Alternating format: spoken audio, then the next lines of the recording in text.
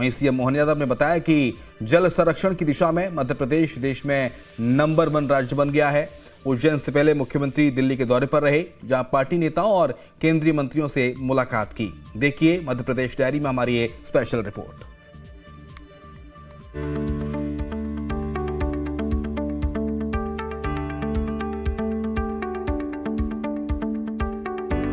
मध्य प्रदेश में महिला सशक्तिकरण को बढ़ावा देने के लिए मुख्यमंत्री मोहन यादव लगातार प्रयास करते रहते हैं।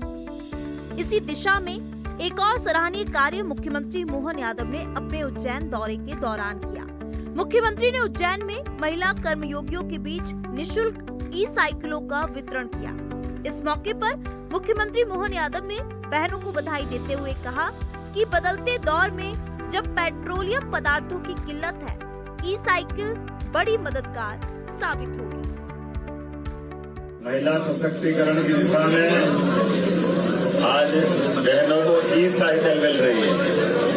ये ई-मोटर और ई-साइकिल का CSR फंड के माध्यम से जिला प्रशासन के सहयोग से दिया जाना हमारी बहनों की सशक्तिकरण की दिशा में और आज के समय में और महत्व है। जब पेट्रोल के दाम बढ़ रहे हैं तो ई व्हीकल साइकिल के रूप में एक पेडल मारो और 4 अपने आप चलेगी, ऐसे ही है ना। अपने लिए आज बदलते दौर में इस प्रकार का समय बदला है।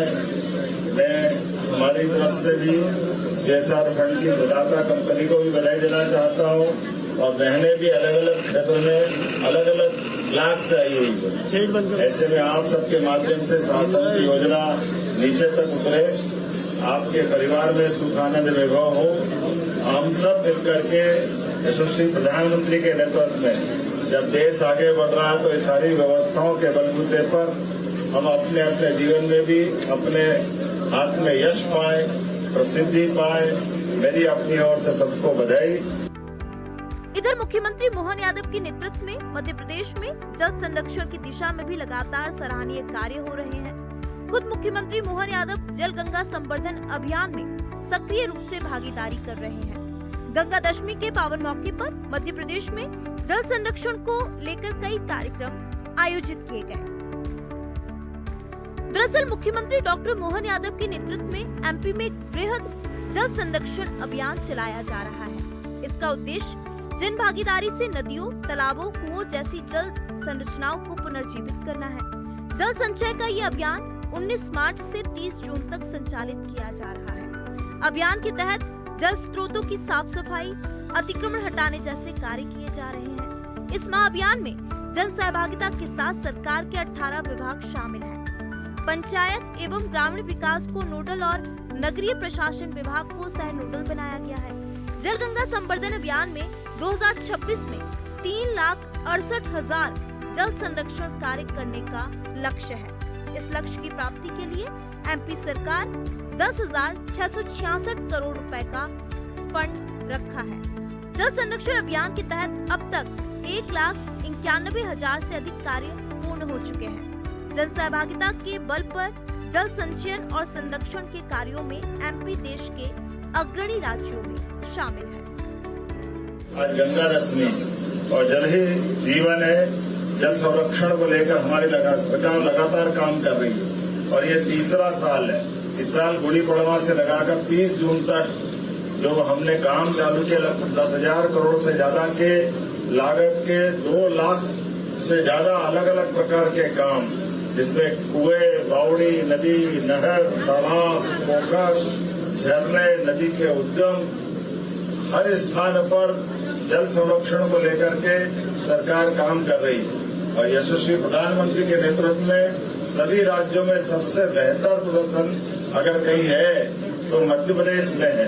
मेरी अपनी ओर से इस अवसर पर आपको बधाई भी देना चाहूंगा।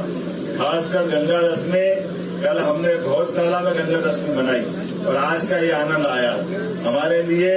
न्यायालय के निर्णय के बाद क्या हिंदू क्या मुसलमान सबने मिलकर न्यायालय को निर्णय को मानते हुए पहले अयोध्या में भगवान श्री राम को लेकर के और बाद में गौशाला को लेकर हमारे परस्पर मत में अंतर हो सकता है, लेकिन न्यायालय का मत सर्वोपरि होता है और सरकार के माध्यम से हम अपने न्यायालय के निर्णय को क्रियान्वित भी करा रहे हैं। तो आइए हम सब मिलकर के एक बार फिर बहनों को बधाई देता हूँ, शुभकामना देता हूँ और उम्मीद करता हूँ कि ये क्रम लगातार जारी रहेगा।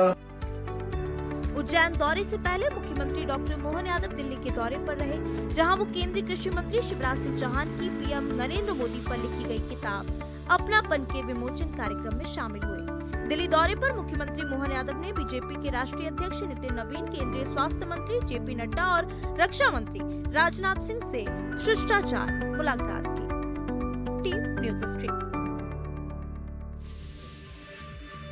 गंगा दशहरा के मौके पर उज्जैन में रौनक देखने को मिली है। शिप्रा तीर्थ परिक्रमा यात्रा के समापन कार्यक्रम में सीएम मोहन यादव शामिल हुए। रामघाट पर मुख्य कार्यक्रम का आयोजन हुआ।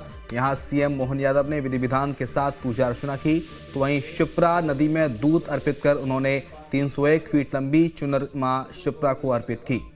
कार्यक्रम के दौरान भारतीय नौसेना के बैंड की प्रस्तुति भी हुई।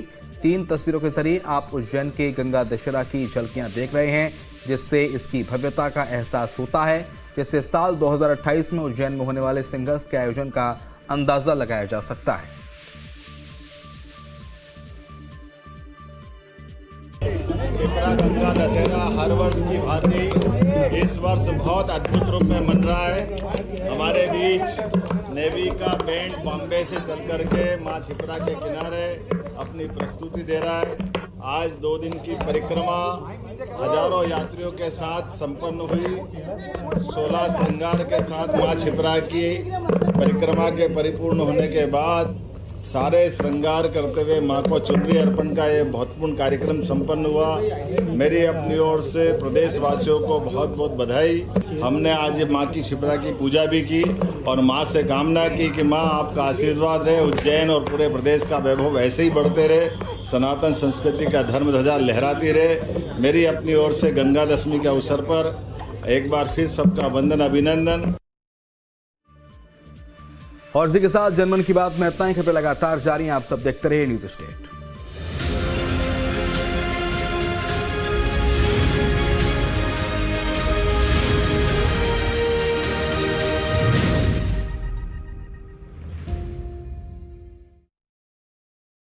और इंदौर के हनी ट्रैप 2.0 मामले में